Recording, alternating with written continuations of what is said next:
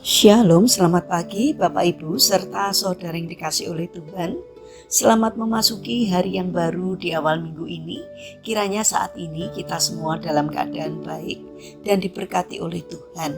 Sebelum kita mendengarkan firman Tuhan dan renungan, marilah kita berdoa.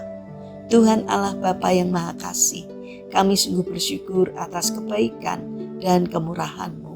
Karena Engkau Tuhan yang selalu memberkati dan melindungi kami dalam beristirahat sepanjang malam, sehingga kami pada pagi hari ini dalam keadaan baik. Itu semua kami alami karena anugerah-Mu, ya Tuhan. Terima kasih untuk setiap penyertaan dan pertolongan-Mu. Jika saat ini kami akan mendengarkan firman-Mu, urapilah kami dengan Roh Kudus-Mu agar kami dapat mengerti dan memahami apa yang Tuhan sampaikan kepada kami melalui firman-Mu. Terima kasih Tuhan, di dalam nama Tuhan Yesus Kristus kami sambut berkat firman-Mu. Amin. Bapak Ibu serta saudara yang terkasih, bacaan firman Tuhan saat ini diambil dari TB2 Injil Lukas pasal 24 ayat 6a. Demikianlah sabda Tuhan. Tidak ada di sini, Ia telah bangkit.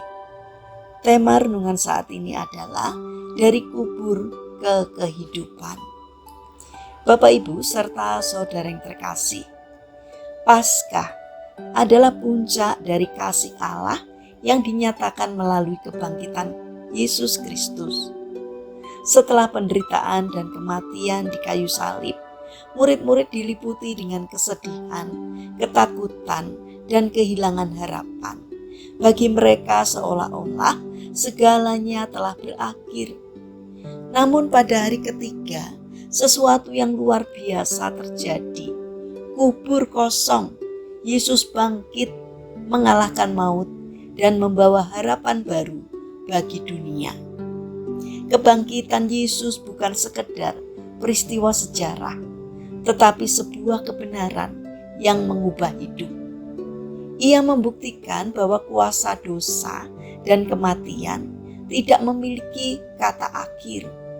Dalam kebangkitannya ada jaminan bahwa setiap orang yang percaya kepadanya juga akan mengalami kehidupan yang baru. Bayangkan sebuah benih yang ditanam di dalam tanah. Dari luar terlihat seperti mati, tertutup tanah, gelap, dan tidak berdaya. Namun di dalamnya kehidupan sedang bekerja. Suatu hari benih itu bertunas, tumbuh, dan menjadi tanaman yang hidup. Demikian pula dengan kebangkitan Yesus. Apa yang tampak sebagai akhir ternyata adalah awal dari kehidupan yang baru dan penuh kemenangan. Bapak Ibu serta saudara yang terkasih, seringkali dalam hidup kita juga mengalami hari Jumat Agung secara pribadi. Masa-masa sulit kita alami, kehilangan, kegagalan, atau kesedihan yang mendalam. Kita mungkin merasa seolah-olah harapan telah terkubur. Namun Paskah mengingatkan kita bahwa Tuhan sanggup mengubah keadaan yang paling gelap menjadi terang. Tidak ada situasi yang terlalu sulit baginya. Kebangkitan Yesus mengundang kita untuk hidup dalam pengharapan. Kita tidak lagi hidup dalam ketakutan, melainkan dalam keyakinan bahwa Tuhan menyertai kita. Bahkan ketika kita jatuh, Dia memberi kekuatan untuk bangkit kembali. Bahkan ketika kita merasa lemah, Dia memberikan kehidupan yang baru.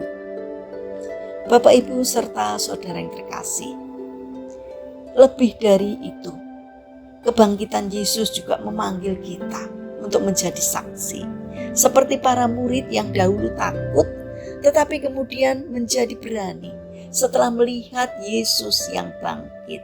Kita pun saat ini dipanggil untuk menyatakan kasih dan kuasa Tuhan dalam kehidupan sehari-hari. Melalui perkataan, sikap, dan tindakan kita. dunia dapat melihat bahwa Yesus benar-benar hidup. Hari Paskah bukan hanya sebagai tradisi, tetapi sebagai pengalaman iman yang nyata. Biarlah kebangkitan Kristus menghidupkan kembali iman kita, memperbaharui harapan kita, dan menguatkan kasih kita. Mari kita berdoa. Tuhan Allah Bapa yang Maha Kasih, terima kasih karena Engkau telah mengalahkan maut dan memberikan kami hidup yang baru. Di tengah setiap pergumulan, ingatkan kami bahwa Engkau hidup dan selalu menyertai kami.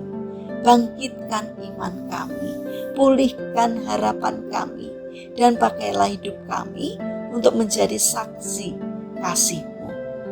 Bapa yang Maha Baik, kami berdoa untuk bangsa dan negara kami. Berkatilah bangsa kami agar dapat menjadi bangsa yang semakin bijaksana dan tidak mudah terprovokasi oleh kelompok orang-orang yang tidak bertanggung jawab. Berikanlah hikmat kebijaksanaan-Mu kepada para pemimpin dan pejabat pemerintahan, agar di dalam menjalankan tugasnya takut akan Engkau. Bapa yang Maha Baik, kami berdoa bagi mereka yang terbaring sakit. Kami memohon belas kasih dan kemurahan-Mu.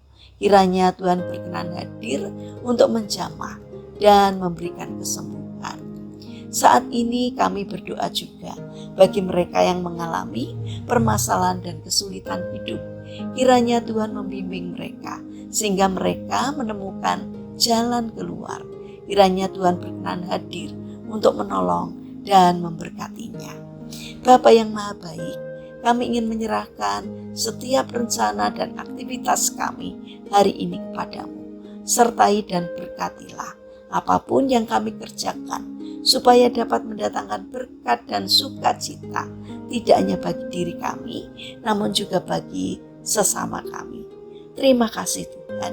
Di dalam nama Tuhan Yesus Kristus, kami serahkan doa permohonan kami. Amin. Puji Tuhan Bapak Ibu serta saudara yang terkasih. Kiranya firman Tuhan dan renungan hari ini dapat menjadi berkat bagi kita semua. Haleluya.